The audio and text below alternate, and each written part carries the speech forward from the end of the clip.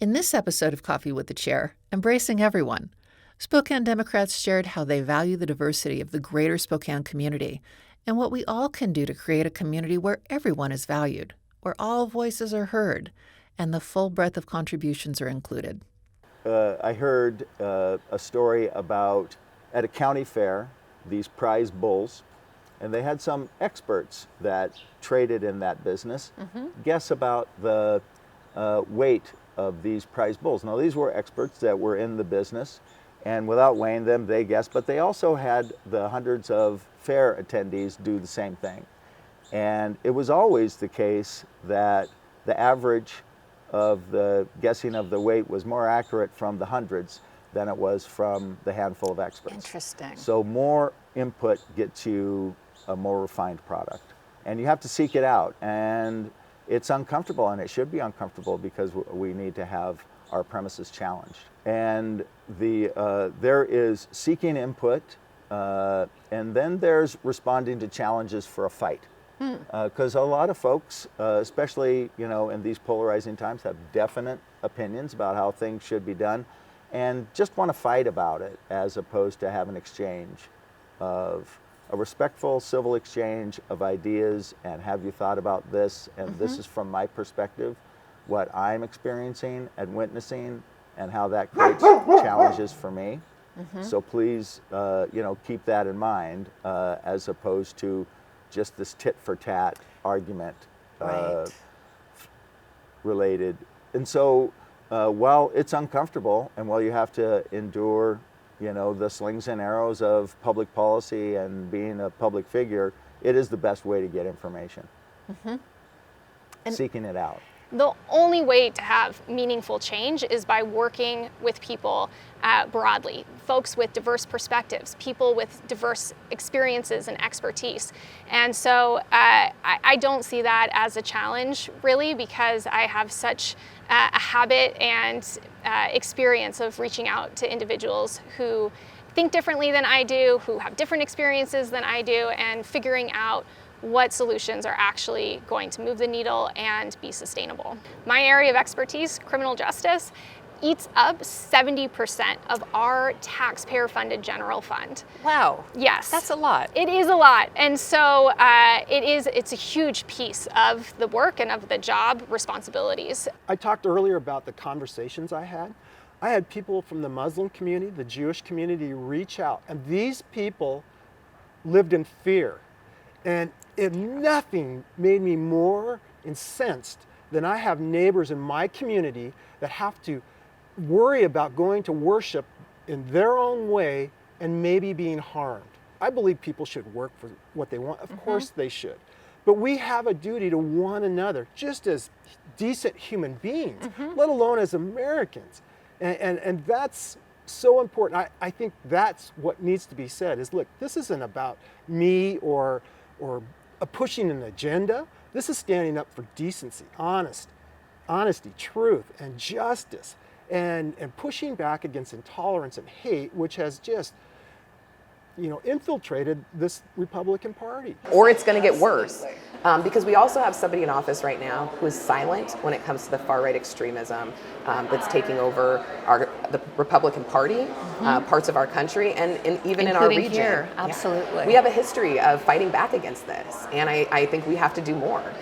We know that the Aryan Nation used to come and march over in Coeur d'Alene. That's where my family had family reunions every year. My grandma's one of 11, so we had a big family, but they always kept extra eyes on us brown kids because they knew that there were people who would judge us and treat us different just because we had different color skin than the rest of our family. And so I've seen people in my family, in my community, both here and in northern Idaho, fighting back against this far-right extremism. And we don't have representatives in this region right now who are speaking out against this. Right. They're instead embracing the hate and using it to further divide us, and we can't have that. No. We need to save our region from that kind of from these hate groups and make sure that they know that they don't have a place here. These are phantom issues that are wasting time and resources and stirring up a lot of discord in our community. We have the right to believe whatever we want, but we don't have the right to control what other people believe. censorship is a problem. You know, we have this First Amendment right. Obviously, we don't want to expose our kids to things that are not age appropriate, but we have to also be clear on why things are age appropriate for the safety and protection of our children, and to allow our children to be able to identify who they are, what they're feeling, in order to manage that. We've seen an increase in suicide rates when it comes to our teens and our youth, and so that's really scary. We know that those are mental health issues often because people are not getting the care that they need. They're not able to be themselves without persecution. And so we can't have that in our public schools. We can't persecute students for being themselves. And we see that with the attacks on our transgender youth. We see that with attacks when it comes to some of our black youth, who looking at a lot of our black students as being more mature than they really are. And so the amount of force and aggression that's being used in discipline. So those are issues that we're seeing, you know, across our country, and things that have to be addressed. And so the real trigger for me was when the former guy got elected. I mean, it took just a couple of days for the official result came in. I was still in the service. It was the morning when it was official that he had won the election, and I am already on post because physical training in the morning, and I get this call from my daughter, and she's absolutely in tears. And she's like, I can't believe he won. This is so horrible, this is so bad. And my daughter is a member of the LGBTQ community. So those positions that guy had and the Republicans have, they affect her very much. And I don't think anybody should ever see their child cry because of who got elected to any position. And you know, when we're looking at previous administration's efforts to undercut the VA, the Veterans Administration, and really taking services away, I mean, they're saying, yeah, we want to make sure you can go get your care in the community.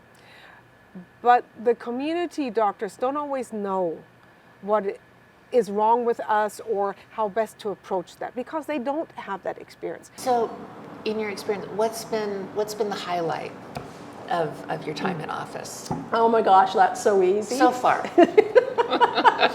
December 6th, 2012. December 6, 2012, what happened? December 6th, 2012 was the first day that we issued, I'm tearing up again, that we issued marriage licenses to same-gender couples. Oh. It's one of the few times anybody will ever see me tear up. Oh my gosh. Okay. It was such an amazing, joyous day to see people coming in who never thought that they would even ever be able to publicly state their relationship to each other and their love for each other. And to be able to come in and get that marriage license and not only state publicly how much they meant to each other, but to be able to join their relationship legally in contract with each other. We had, oh good grief, okay, there we go. We had a couple of gentlemen come in partway through the day, and they were definitely elderly. They had been together for 40 years. Oh my. And apparently they had not even told their families for decades that they were together. And one gentleman was terminal. And they were just so happy because now they could marry. They could establish that relationship for making decisions for each other, for hospitalization. Yeah, it was astounding. Just the joy and the relief for so many people to come in and get that marriage license. My grandmother, his wife, Vonna, recently passed away, sadly. She was really the matriarch of the family. So they were a powerhouse pair, right? It Right. wasn't just one. Right. And, you know, she was a lifelong Republican. But she was really excited and supportive of me because, you know, we were a close family, and family comes first. And we had many arguments about the Iraq War at the time, and many important issues. But at the end of the day, we go to church together and sit in the same pew, right? And so that ability to have tolerance for the other is something that's just built in for me, and it was